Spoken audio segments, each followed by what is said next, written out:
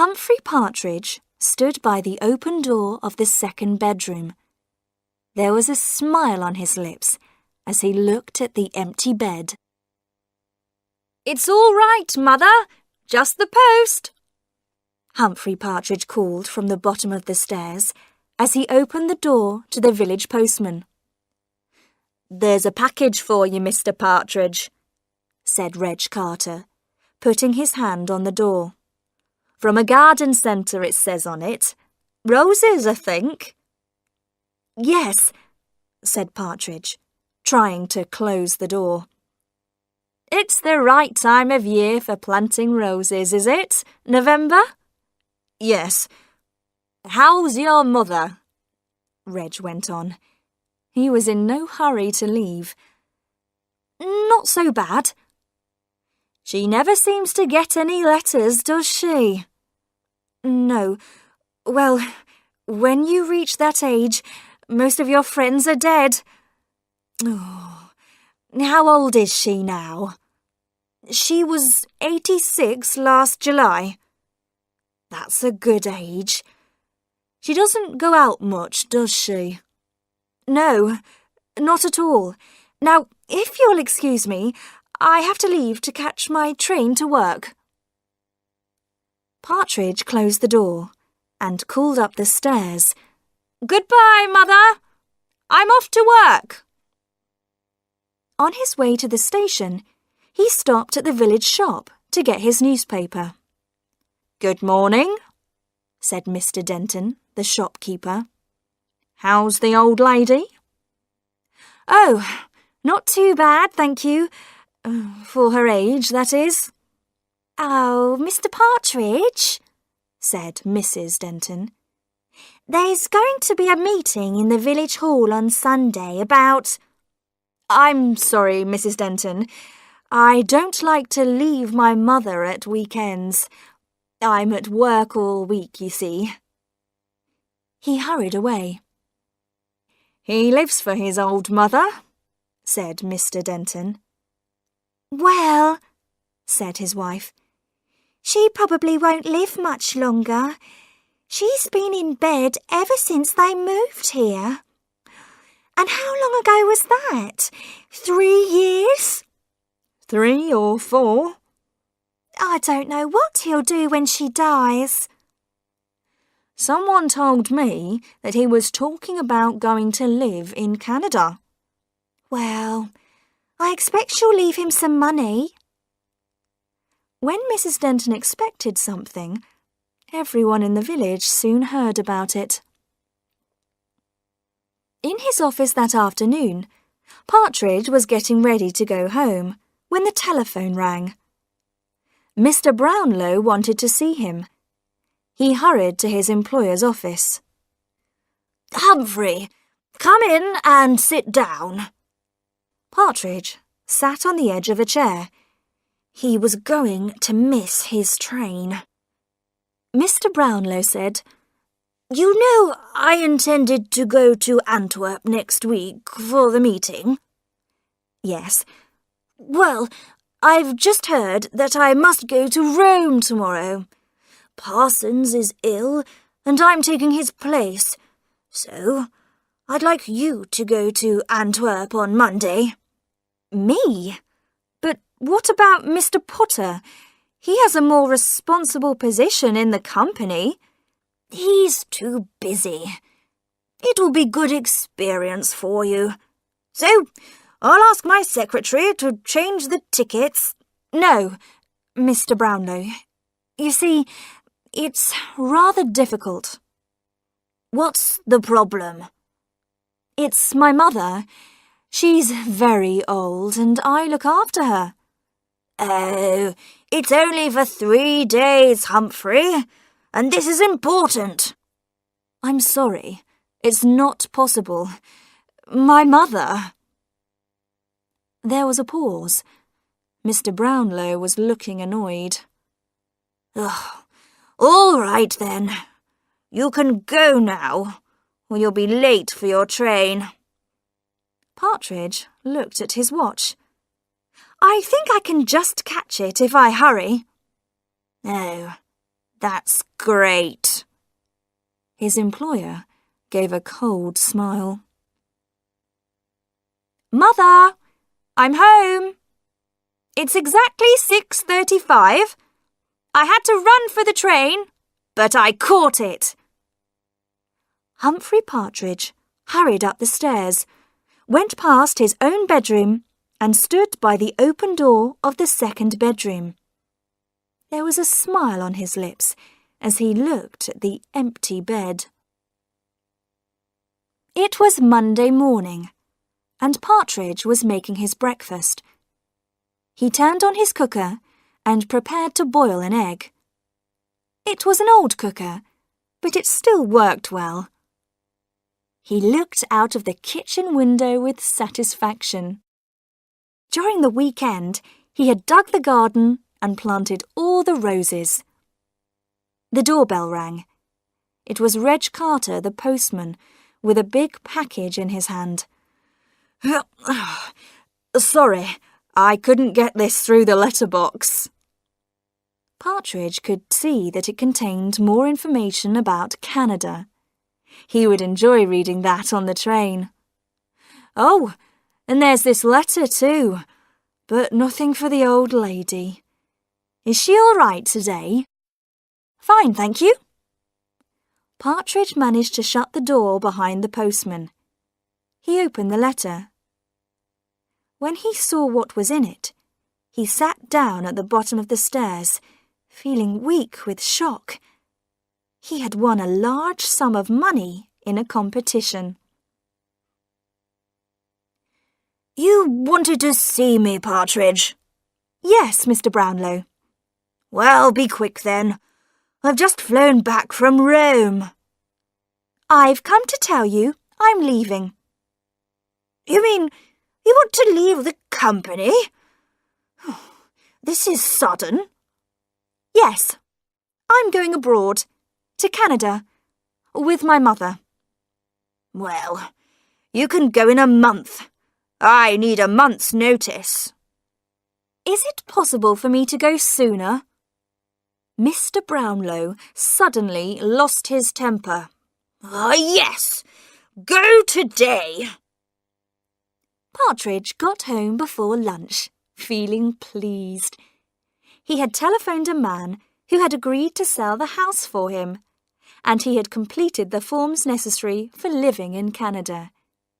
He opened his front door and called out, "Hello, Mother, I'm home."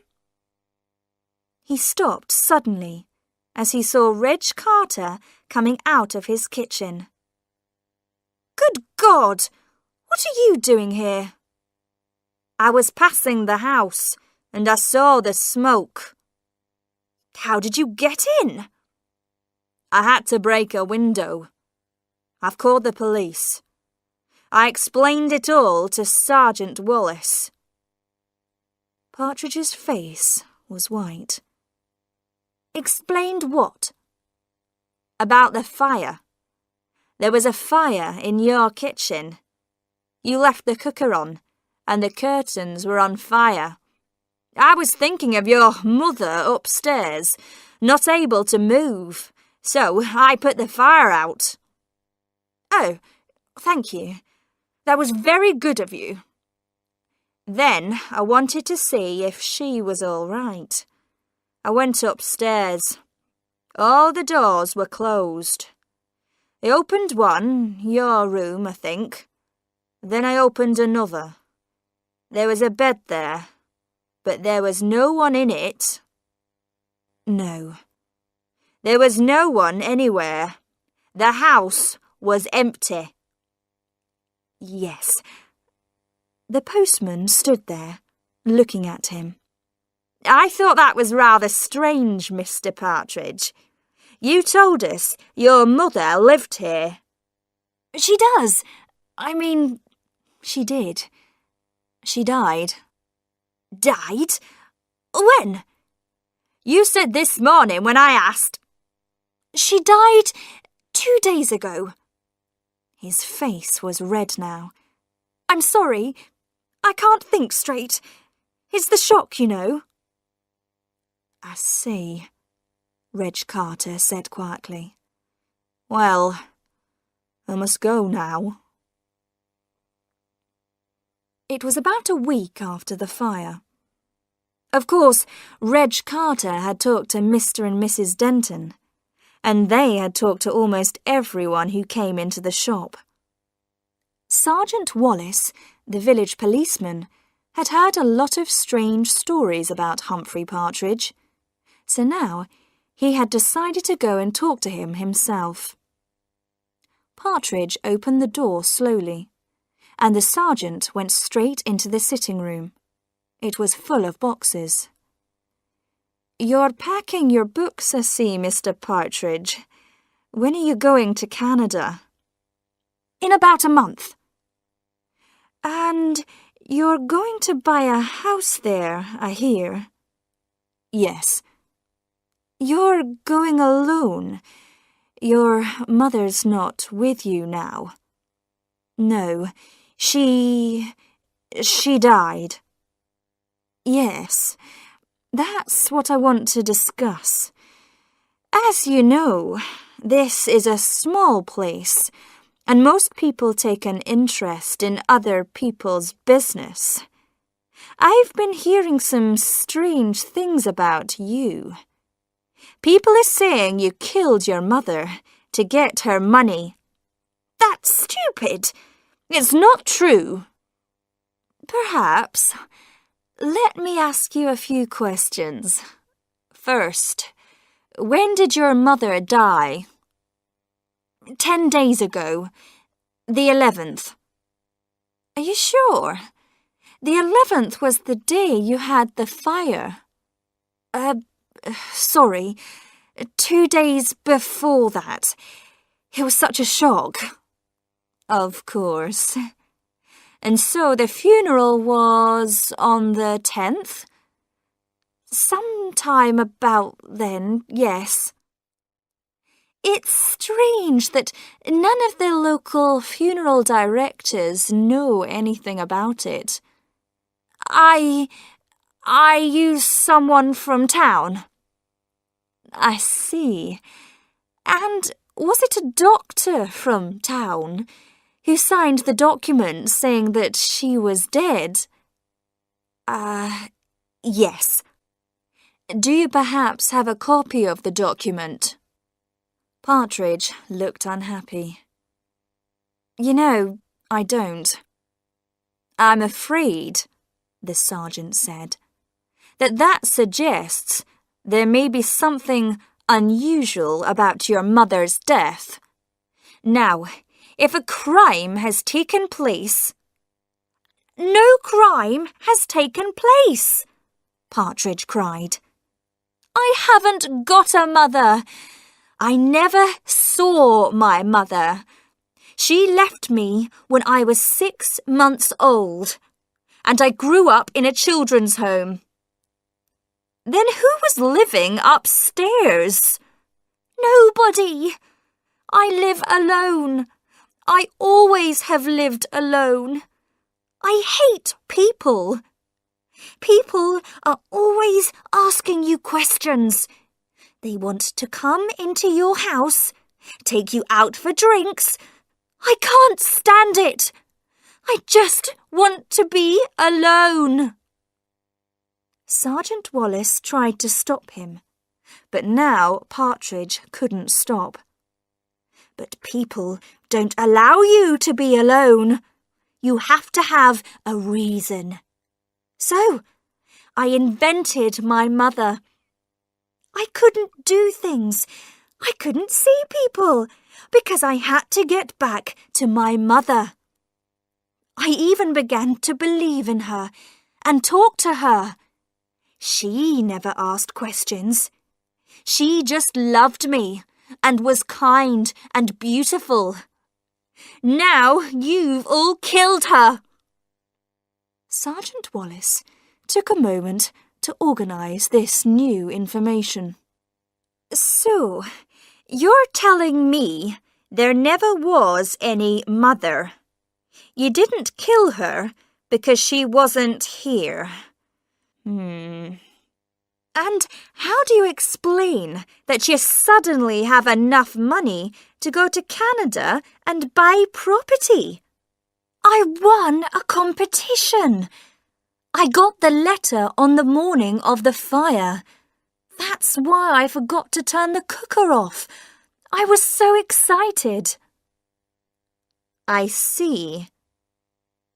Sergeant Wallace got up and moved across to the window. You've been digging the garden, I notice. Yes, I put those roses in. You plant roses when you're going away, A few days later, there was exciting news in the village. Partridge had been put in prison, and the police had dug up his garden and taken up part of the floor in his house, but they hadn't found a body. Then the news came that he had been freed. It seemed that his strange story to Sergeant Wallace was true. There had been no one else living in the house. He had won a large amount of money. And Partridge's mother was living in Liverpool and had been in trouble with the police on several occasions. Partridge came back to his house and continued preparing for his move to Canada. 2 days before he was going to leave, in the early evening, someone rang his doorbell. It was December, dark and cold. All the villagers were inside their houses. He did not recognize the woman standing on the doorstep. She was dressed in the clothes of a young woman, but her face was old. "Hello, Humphrey," she said. "Who are you?" He held the door, ready to close it. The woman laughed. "No, I don't expect you to recognize me. You were very young when we last met." "You're not?" "Yes, I am." "Don't you want to give your mother a kiss?" She pushed her painted face towards him, and Partridge stepped back into the hall. The woman followed him in. She looked at the packing cases. "Of course, you're going away. Canada, is it? I read about it in the paper. I read about the money too." "What do you want?" said Partridge. "I've just come to see my little boy. I was thinking, perhaps you should help your poor old mother now. You never did anything for me. You left me." "That was a long time ago. Now I want you to look after me in my old age. Why don't you take your old mother to Canada with you?" "But you aren't my mother," he spoke quietly. "Oh, yes, I am, Humphrey. My mother is beautiful and kind. She is nothing like you. You are not my mother." His hands were on her shoulders, shaking her. "I'm your mother, Humphrey." She was laughing at him. His hands moved to her neck to stop her words. They became tighter and tighter as he shook her. He opened his hands, and the woman's body fell to the floor. Her mouth opened, and her false teeth dropped out. Next morning, Humphrey Partridge went to the police station to see Sergeant Wallace. "Good morning, Mr. Partridge. What can I do for you?" "Sergeant, about my mother. I just wanted to tell you that I did kill her." "Oh, yes. And then you buried her in the garden?" "Yes, I did. fine. I'm telling you, I murdered someone, Partridge said. Listen, Mr. Partridge, said the sergeant. I'm very sorry about what happened, and you can have a little joke if you like. But now I have other things to do, so... You mean I can just go? Do, please. To Canada? Anywhere you like. All right then, I'll go. He left the police station. Outside, Humphrey Partridge took a deep breath of air and smiled. Right, Mother. We're going to Canada, he said.